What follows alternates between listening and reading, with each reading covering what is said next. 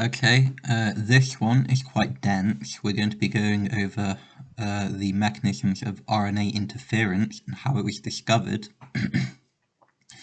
And we're going to talk a bit about how pathogens can insert their own DNA into host organisms. So, the Human Genome Project in the 90s found that we have fewer genes than we initially expected, given how many proteins we're able to produce.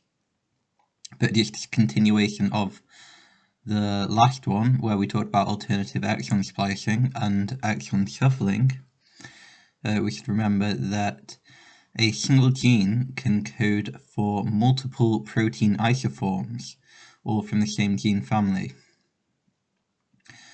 It's also important to note that more than half of the euchromatic genome, which is the DNA loosely wound around nucleosomes, so it's not protected by the nucleosome, it's composed of repeat sequences derived from parasitic DNA, called transposable elements or transposons.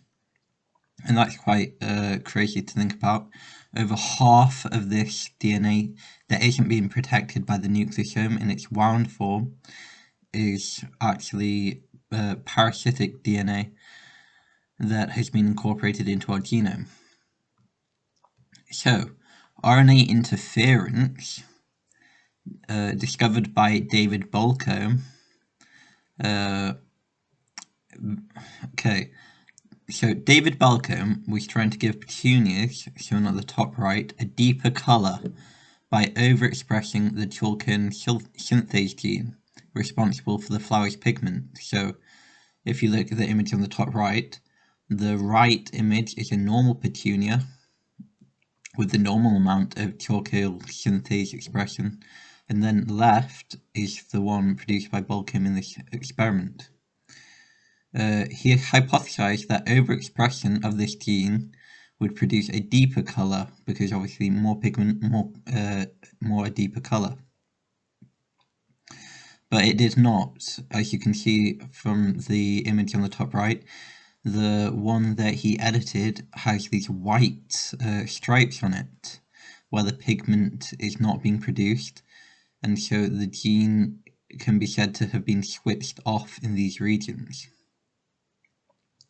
When Balcombe was inserting the DNA, he used a 35S promoter from a pathogen called cauliflower mosaic virus.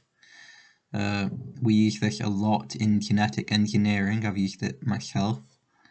And it's essentially a very strong promoter. If you insert a gene into a host organism and you want the host organism to transcribe and translate a lot of that gene, like Balcombe wanted, 35S CAMV promoter is very good because it's a very strong promoter. You're going to get a lot of transcription products, you're going to get a lot of translation, you're going to get a lot of gene product. So why did inserting more of these chalcone synthase genes with these strong promoters, why did this result in not a deeper color but less color, and the gene actually being switched off in some areas of the petunia? Well, it was found that small interfering RNAs were produced by cleaving the double-stranded RNA from the sense-antisense molecule with the chalcone synthase gene attached via an enzyme called DICER. So you have a double-stranded RNA molecule. We'll talk about how that's made later. That has the mRNA to produce the chalcone synthase gene product, the pigment. An enzyme called DICER cleaves the double-stranded RNA to produce a bunch of these tiny things called small interfering RNAs, or siRNAs if you want to write it shorthand. These small interfering RNAs are recognized by and bind to what we call a risk complex, which is short for RNA interfering silencing complex. And when the small interfering RNA bind to RISC, it makes RISC complementary to the specific RNA that the small interfering RNAs were produced from. So the RISC complex is going to be complementary to the RNAs from the original double-stranded RNA molecule that was cleaved by Dicer. The complementary RISC complex cleaves the mRNA it encounters that it's complementary to. So any of the mRNA complementary to the double-stranded RNA, in this case any mRNA of the chalcone synthase gene, is going to be cut, and when the mRNA gets cut, it prevents translation of the gene of the mRNA. So you're not getting any of the gene product, you're not getting any proteins produced, which is why there's no pigment in these areas, because you have the specific RISC complex destroying all the chalcone synthase mRNA. So you're getting none of the product to produce the pigment. This is a defense mechanism possessed by plants to protect them from pathogenic attacks. So that was a bit confusing, I'll admit. I wrote it in kind of a simpler shorthand here. If you want to read that now, I'd suggest reading this stuff on your own time, because it's a bit hard to explain in 10 minutes. But basically, in Balcom's experiment, introduction of the double-stranded RNA in the cells, so the double-stranded RNA that has the sense strand, of the double-stranded RNA that I'll go into in a minute, that has the chalcone synthase gene. So it's basically just mRNA produced from the gene in the genome that he's inserted. The introduction of the double-stranded RNA activates the RNA interference mechanism, resulting in degradation of mRNAs homologous to the double-stranded RNA trigger.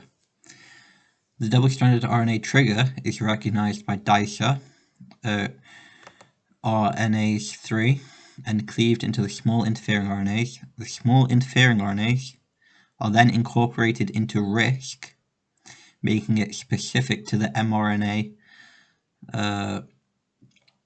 with the transcribed from the chalcone synthase gene in Balcom's experiment. RISC then unwinds the duplex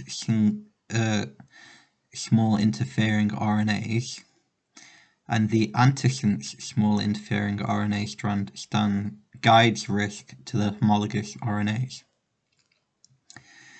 RISC then cleaves the homologous RNAs, so the homologous RNAs are just the small mRNAs transcribed from the chalcone synthase gene, and it prevents their translation, like we said before. In case it's new to you, a sense strand is just RNA transcribed from the 5', 3' DNA template, and the antisense strand is just RNA transcribed from the 3' to 5' DNA template strand. With regards to the double-stranded RNA that kicked this off, in the petunias Balcom observed, the extra chalcone synthase gene he inserted were producing the single-stranded RNA via transcription.